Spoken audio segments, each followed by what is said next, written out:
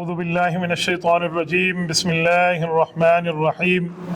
پارہ نمبر 10 کی تفسیر کا خلاصہ۔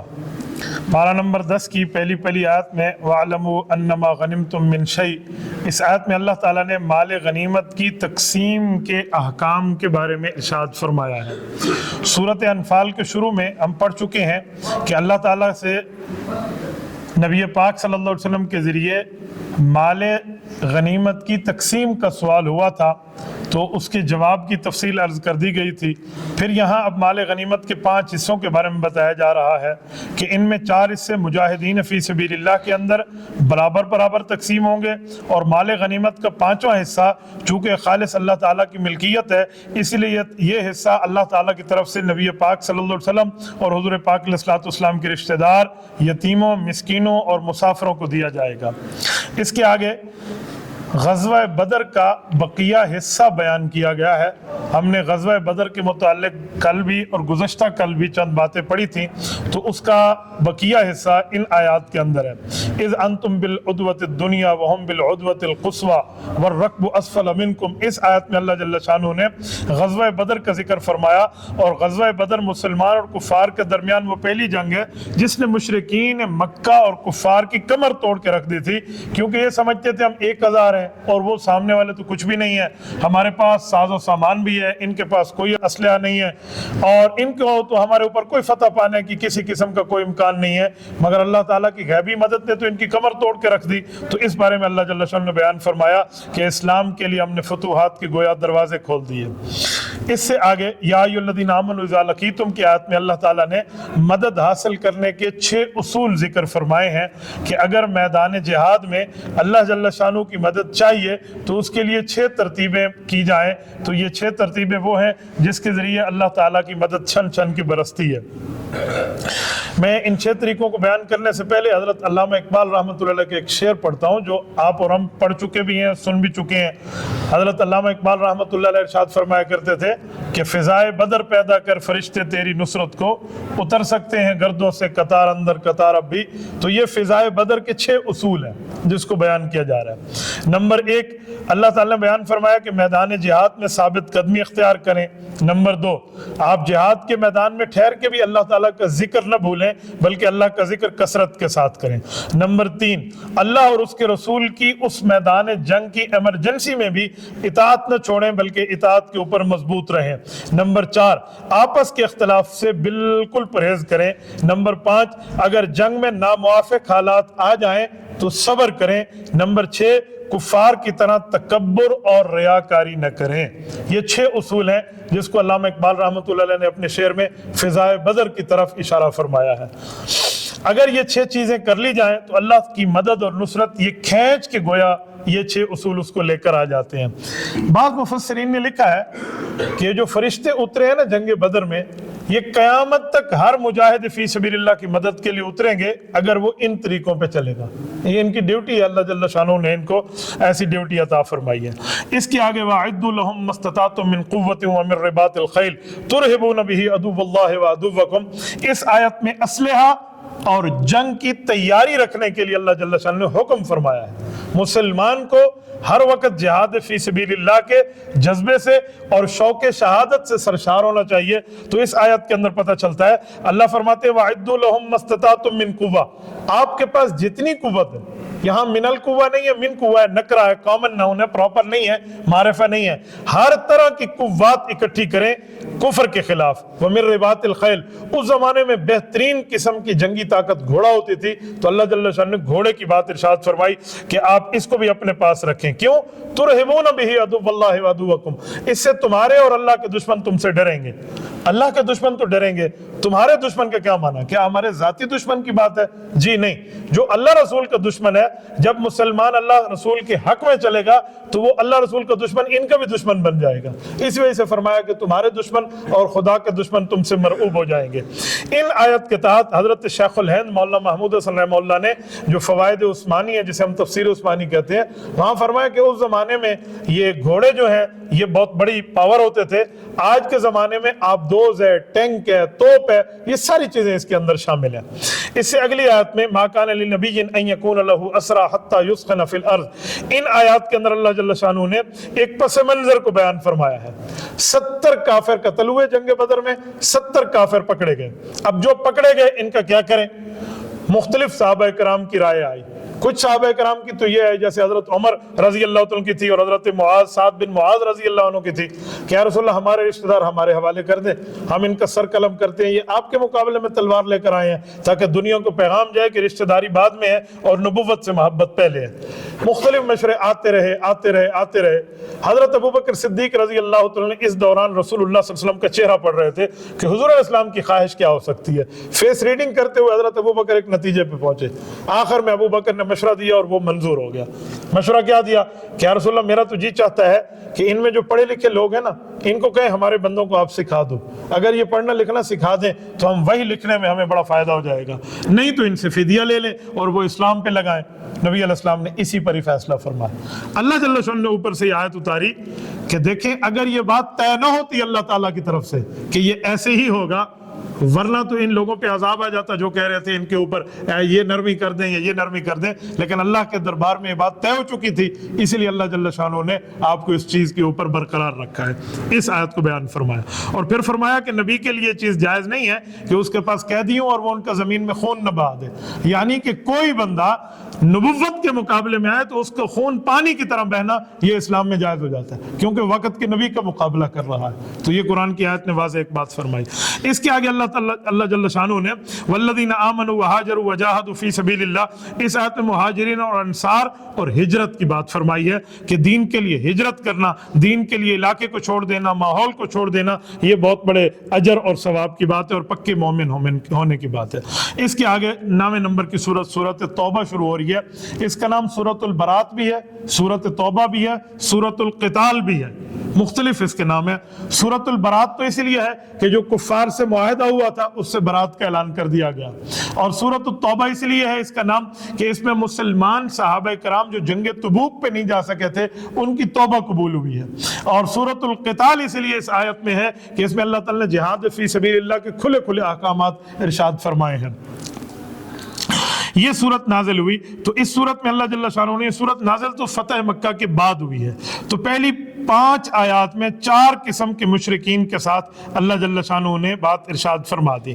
نمبر 1 برات من اللہ ورسول، اس آیت میں اللہ جل شانہ نے وہ بات ارشاد فرمائی، پہلی قسم جو وہ کفار جن کے ساتھ کسی قسم کی صلح کا معاہدہ نہیں تھا، اور دوسری قسم وہ جن کے ساتھ معاہدہ بغیر صلح کے ایک بغیر معین مدت میں ہوا تھا، تو ان دونوں کے لیے اللہ جل شانہ نے ارشاد فرمایا کہ 4 ماہ کی مہلت ہے، 4 ماہ میں یا اسلام قبول کر لیں یا جزیرہ عرب چھوڑ دیں، اگر نہیں کریں گے تو پھر آپ تلوار کے لیے تیار ہو جائیں۔ تیسری قسم کے بارے میں یہ الا الذین عاہدتم من المشرکین میں فرمایا وہ لوگ جن سے صلح کا معاہدہ مسلمانوں نے اور حضور پاک علیہ السلام نے ایک خاص مدت کے لیے کیا ہے، تو جتنی مدت باقی ہے اس مدت کو پورا کیا جائے گا، بس مدت 9 مہینے باقی تھی تو 9 مہینے ان کو رکھا گیا۔ چوتھی قسم میں فَإِذَا انْسَلَخَ الْأَشْهُرُ الْحُرُمُ فَاقْتُلُوا الْمُشْرِكِينَ حَيْثُ وَجَدتُّمُوهُمْ، اس آیت میں اللہ جل شانہ نے صلح حدیبیہ میں جو کفار سے 10 سال کا معاہدہ ہوا تھا، لیکن اس میں ایک شرط تھی کہ ایک دوسرے کے خلاف کوئی خفیہ اقدام نہیں کریں گے، تو کفار نے تو کھلا اقدام کیا تھا تو صلح ٹوٹ گئی تھی، تو رب کریم نے فرمایا ان لوگوں نے نقض عہد کیا ہے، اپنا پرومس توڑا ہے، بس یہ 4 مہینے پورے ہونے دے، اور ان 4 مہینے کے بعد ہر قسم کا مورچہ ان کے خلاف لگائیں، اور یہ جہاں ملے نا وَقْعُدُوا لَهُمْ كُلَّ مَرْصَدٍ، صحابی اس کو مورچہ بنا لے اپنے لیے۔ تو یہ آیت ان کے لیے تھی۔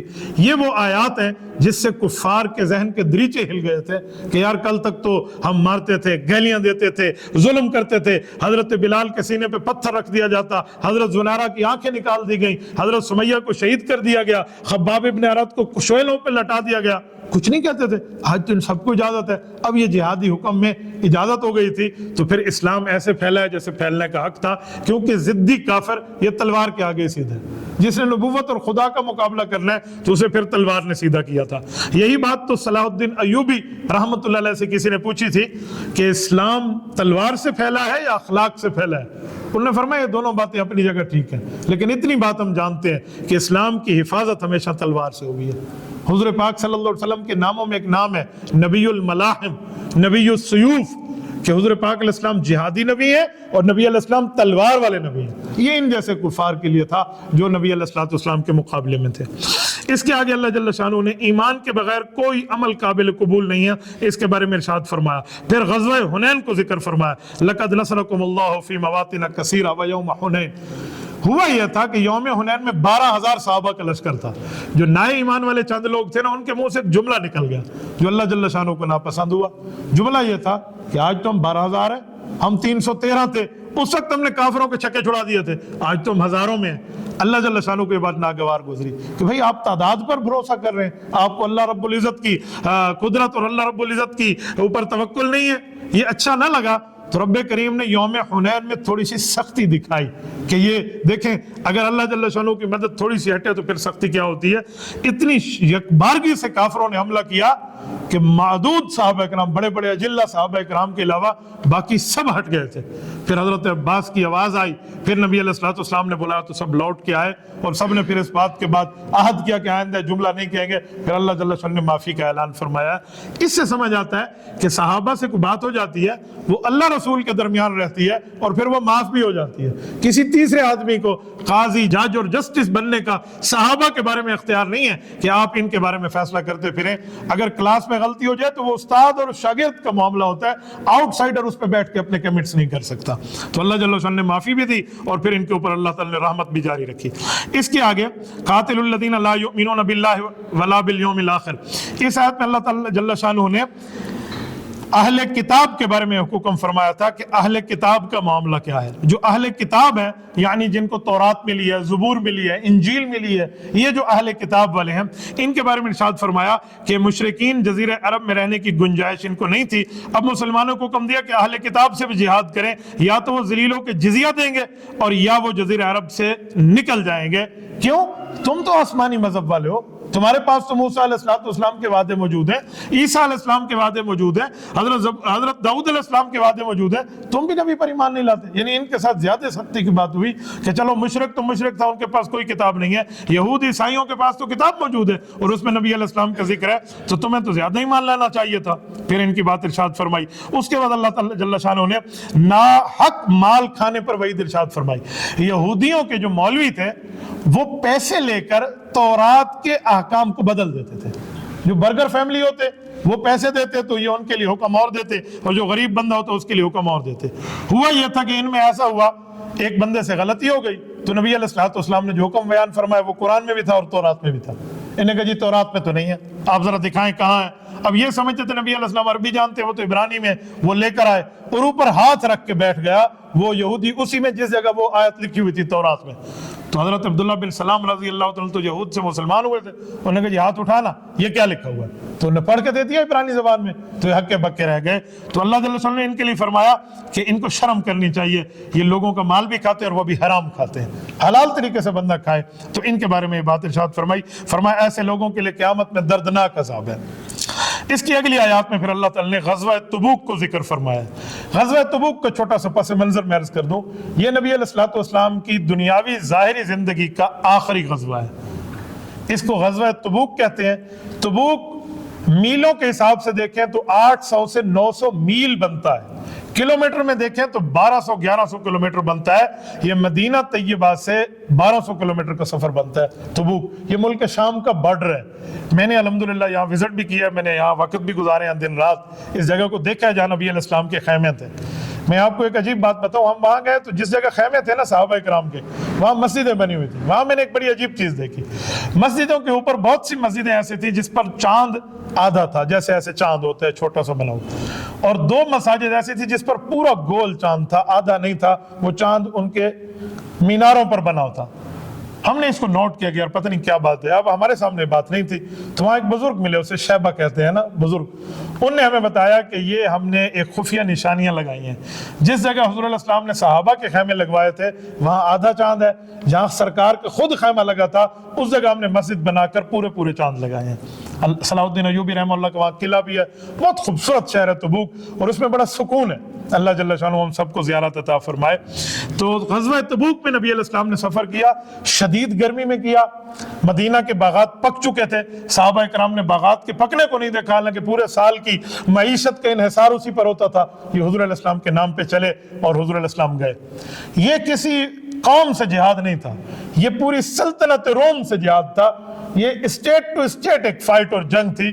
اگر یہاں حضور نہ جاتے تو یہ کیسر روم جو ایک عالمی طاقت تھا اس کا غلبہ ایک مشہور ہو جاتا۔ حضور علیہ السلام گئے تو وہ پوری ایک سلطنت جو زمانے کی سپر پاور کہلاتی تھی، اس کا بادشاہ ڈر گیا، لاکھوں فوجیوں والا اپنے فوجیوں کو لے کر واپس چلا گیا اور اس نے جنگ نہیں کی۔ نبی علیہ السلام نے 20 دن میدان تبوک میں انتظار فرمایا، 20 دن، اور 20 دن وہاں خیمے لگا کر بیٹھے اور وہاں کے لوگوں کو دعوت و تبلیغ کی بات بھی کی، احکامات بھی سمجھائے، پھر فاتح بن کے نبی علیہ السلام وہاں سے لوٹے ہیں۔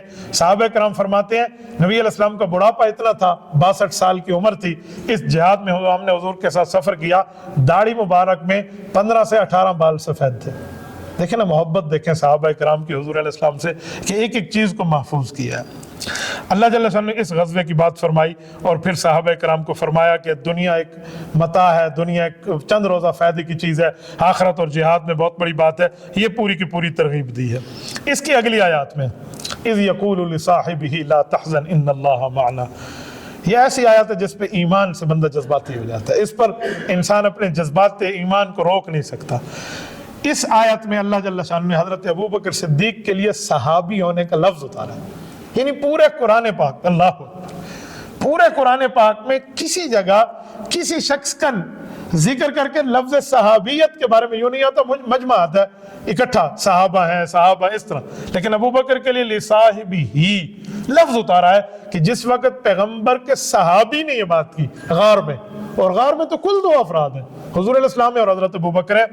اس آیت کی وجہ سے حضرت امام اعظم ابو حنیفہ رحمہ اللہ جو صحابہ کرام کے شاگرد ہیں اور اس امت کے بہت بڑے امام ہیں، بلکہ سب سے بڑے امام ہیں، وہ ارشاد فرماتے ہیں کہ اگر کوئی شخص حضرت ابوبکر صدیق رضی اللہ تعالیٰ عنہ کی صحابیت کا انکار کرتا ہے تو وہ دائرہ اسلام سے خارج ہے، کیونکہ قرآن کریم نے لفظ ادا کیا ان کے لیے اذ یقول لصاحبہ، ابوبکر پیغمبر کا صحابی ہے۔ لفظ کیا ہے؟ لا تحزن ان اللہ معنا، ابوبکر ڈر نہیں، اللہ ہم دونوں کے ساتھ ہے۔ حضور علیہ السلام نے یہ نہیں فرمایا ان اللہ معی، اللہ کی مدد میرے ساتھ ہے، یہ بات نہیں فرمایا تو کوئی غلط نہیں ہے، لیکن ابوبکر کو ساتھ شامل فرمایا ان اللہ معنا۔ ابوبکر اگر آپ میری وجہ سے خوف کر رہے ہیں نا تو آپ ڈرے نہیں، اللہ کی مدد ہم دونوں کے ساتھ ہے۔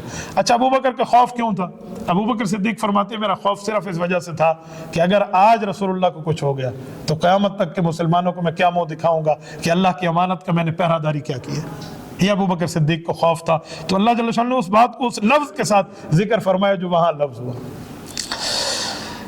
آج تک کسی کی مضبوط دوستی بتاتے ہیں تو لوگ یار غار کی مثال دیتے ہیں، یہ ایسی چیز ہے۔ اس کے بعد اللہ جل شانہ نے انما الصدقات للفقراء میں زکوٰۃ کے مصارف کو بیان فرمایا کہ زکوٰۃ کے مصرف کیا ہے۔ 8 جگہ زکوٰۃ لگ سکتی ہے۔ نمبر 1 فقراء اور مساکین، فقیر اور مسکین۔ ہمارے ہاں ایک عجیب بات مشہور ہے کہ جس کا باپ مر جائے وہ یتیم ہے، ماں مر جائے وہ مسکین ہے۔ اگر نابالغ ہو تو چلو اس حد تک یہ بات ٹھیک ہے، لیکن بالغ ہونے کے بعد یتیمی اور مسکینی ختم ہو جاتی ہے، چاہے اس کا اماں ابا فوت ہو جائے۔ شریعت میں یتیم مسکین پھر اسے کہتے ہیں جو بندہ غریب ہو، جس کے پاس کچھ بھی کھانے پینے کو نہ ہو، چاہے وہ بوڑھا آدمی اس کی ماں زندہ کیوں نہ ہو، وہ پھر بھی مسکین ہے۔ تو نمبر 1 فقراء اور مساکین، نمبر 2 فقیر یعنی مسکین، 2 ہو گئے۔ نمبر 3 عاملین، عاملین کا معنی کہ اگر حکومت وقت طے کرے کہ یہ لوگ جا کر زکوٰۃ کی وصولی کریں گے تو حکومت وصول زکوٰۃ کرنے کے بعد ان کو ان کی مد سے تنخواہ دے سکتی ہے۔ نمبر 4 مؤلفۃ القلوب، جو کافر مسلمان ہوتے تھے ان کے دل کو مضبوط رکھنے کے لیے بھی باقیوں کو دینے کے بجائے اس کو زکوٰۃ دے دیں، ویسے ہی مستحق ہے، اس کے دل کی تسلی ہو جائے گی، یہ لوگ۔ نمبر 5 فر رقاب، غلام کو آزاد کرنے میں کہ غلام ہوتے تھے تو ان کو آزاد کر دیا جائے۔ نمبر 6 غارمین، یعنی ایک بندہ قرضے کے نیچے آ گیا ہو تو اس مقروض آدمی کو اس وجہ سے زکوٰۃ دینا کہ اس بندے کو زکوٰۃ دیں گے، ضرورت بھی پوری کرے گا، قرضے بھی اتارے گا، تو یہ بہت بڑے ثواب کا کام ہے۔ نمبر 7 فی سبیل اللہ، مجاہد فی سبیل اللہ، جو اللہ کے راستے میں ہو اس کو زکوٰۃ دی جا سکتی ہے اور افضل جگہ میں یہ زکوٰۃ ہے۔ نمبر 8 ابن السبیل، اسے کہتے ہیں مسافر، اس کو زکوٰۃ دے سکتے ہیں۔ مسافر کے لیے ایک تفصیل ہے، اگر یہ خود امیر آدمی ہے لیکن کسی جگہ سفر میں پہنچ گیا اور اس کو مال ملنے کی بھی اپنے گھر سے امید نہیں ہے تو پھر یہ زکوٰۃ لے سکتا ہے، اگرچہ یہ بندہ امیر ہے۔ کیونکہ اب مسافر اس کے پاس کچھ نہیں ہے. لیکن آج کل کی کرپٹو کرنسی آ گئی ہے, اے ٹی ایم کارڈ آ گئے ہیں, ایزی پیسہ آ گیا ہے, تو اگر اس دوران وہ منگوا سکتا ہے تو پھر وہ زکوٰۃ نہیں لے سکتا, ورنہ وہ لے سکتا ہے. اس کے بعد بالکل آخری آیات میں اللہ جل شان نے منافق کی مغفرت کے بارے میں فرمایا کہ اے نبی پاک علیہ السلام آپ ان کی مغفرت مانگیں یا نہ مانگیں, اللہ ان کو معاف نہیں کرے گا, یہ نبی اور خدا کے دشمن ہے. اور پھر فرمایا کہ آپ ان کے اوپر نماز جنازہ بھی نہ پڑھیں. یہ عبداللہ بن ابی کے لیے فرمایا گیا تھا, وہ کافر تھا, حضور علیہ السلام نے اس کی نماز جنازہ پڑھی کہ اللہ معاف فرما دے. رب کریم نے فرمایا آج کے بعد آپ کسی منافق کا جنازہ نہ پڑھیں. پھر حضور پاک علیہ السلام نے نہیں پڑھا. اور پھر فرمایا کہ اس کی قبر پہ بھی آپ نہ جائیں, اگر قبر پہ جا کے آپ اس کے لیے مغفرت کی دعا کریں تب بھی آپ نہ جائیں. اللہ جل شان نے منافق کے لیے روک دیا. اللہ آپ کو اور ہمیں صراط مستقیم عطا فرمائے, دین حنیف پہ عمل کی توفیق عطا فرمائے.